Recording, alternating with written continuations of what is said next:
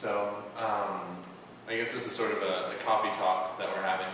I was actually at church about 3 or 4 days ago, and they were showing this documentary. This other church came in showing this documentary, and there was somebody from that other church that I overheard her talking to somebody else, and it was a little, not necessarily unnerving, but I felt like it was possibly misinformation. What happened was, there was this older lady that had been diagnosed with Asperger's, and there was this Christian. Well, I'm a Christian myself, so I guess it's okay to put that label on because that's who she was most proud of. She was really generating herself as a Christian. Yes, and she was basically letting her beliefs skew and objectify her understanding of mental illness. And it wasn't that she was wrong, it's that she was possibly misinformed. Because they were talking, and the lady with Asperger's was doing really well. And the girl said, "You know what? You seem fine. I undiagnose you." And that was just... She might have even been kidding at the time, but I've heard people talk about that before, how they feel like, mental illness is something that you just need to get over. And in a lot of cases, it's something that you live with for life. When it's a serious mental illness, it's something that you live with for life. It's like diabetes or heart disease or something like that. It's a serious illness that has to be taken seriously. And you can't just say, okay, well, I'm going to will myself out of this or pray myself out of this. As much as, God wants us to help ourselves as much as possible too. Right. And with your belief, it's not necessarily God healing you, it's God giving you the tools necessary to regulate yourself and become more stable.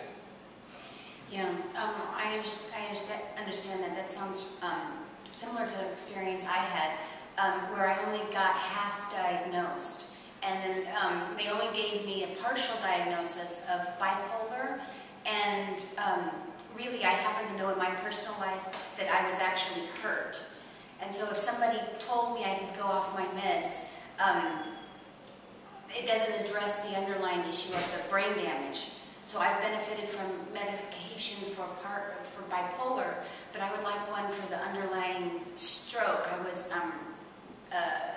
misdiagnosed with having almost like something that you could control on your own and tell me to just get better by myself, but I actually needed human support, socializing, talking, but not. I was isolated in a diagnosis, so to speak. So. And some people use that as an excuse, or they think that sometimes people think that mental health issues is an excuse to not do things, but... Oh, right. So I've been working, that Allentown video where we're living here in Allentown. I've been working like that. And they tell me because I have an excuse, I have a mental illness, that I'm lazy and I just don't do the psychological work to get well. But it was, no, I needed the medication. I needed the medication for the diagnosis. I needed medication for what wasn't diagnosed. And I needed to be around people, accepting it, and not making it like a box I had to live in permanently, as if that's my name. Miss Kathleen Bipolar, Well, and we were just talking before the video, we were talking about these news reports and videos that have come out about the pilot and the stewardess who went and had some sort of a breakdown. And a lot of the media attention on mental illness is about people who are having some sort of crisis and do something really violent, like, climb a tower and kill people or something like that. And that's not the typical face of mental illness. Typically when people have mental illness, life becomes very intimidating, and the world is a strange place, and if anything, they're going to be isolating and staying away from people. And so there's nothing to be afraid of. It's people who are dealing with some adversity. And that adversity is not as physically visible as somebody who's missing a limb or somebody who, has In had a wheelchair. Right, but it's still a very debilitating illness, and it's not something that is just a choice by any means. Right.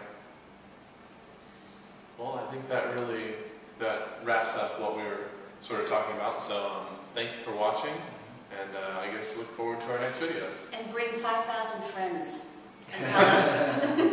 Click 5,000. We're going for 5,000 in a month. Well, we don't have friends on YouTube. We have some subscribers. Oh.